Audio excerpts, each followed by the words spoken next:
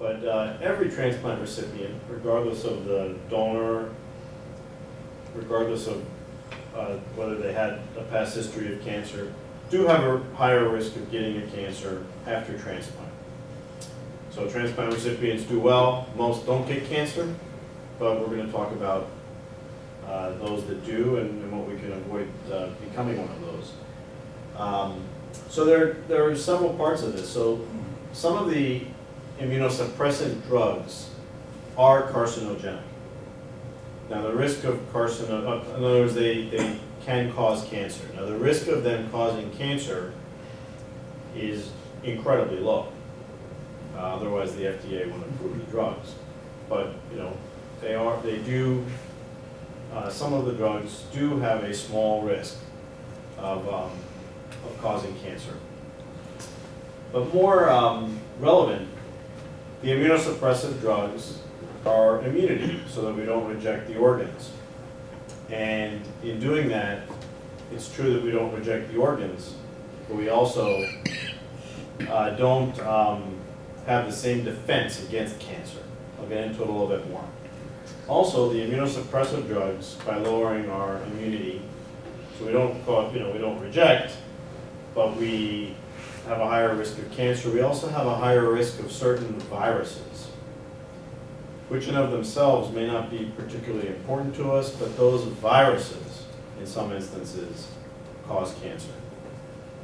So what does the word onco mean in oncogenic and oncovirus?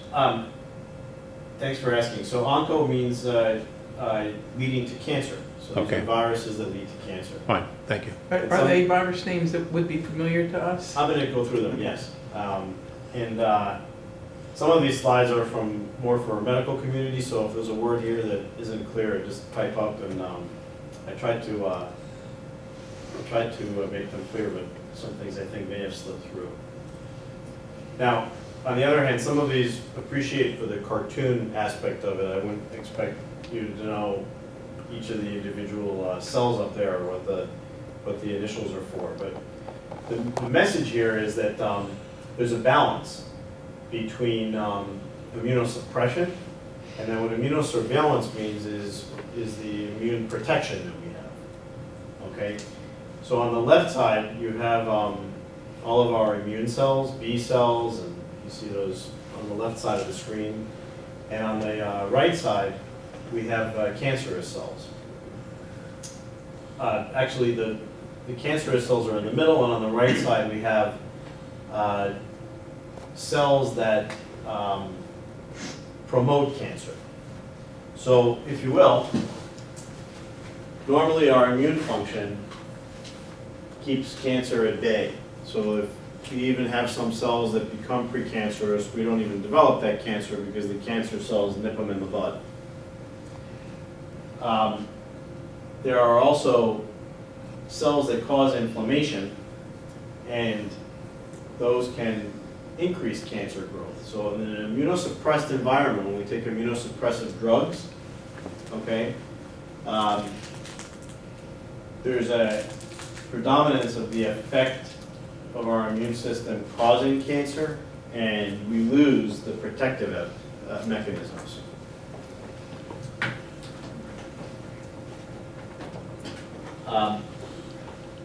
When we get into the viruses, there's also a balance. That's what this scale is about.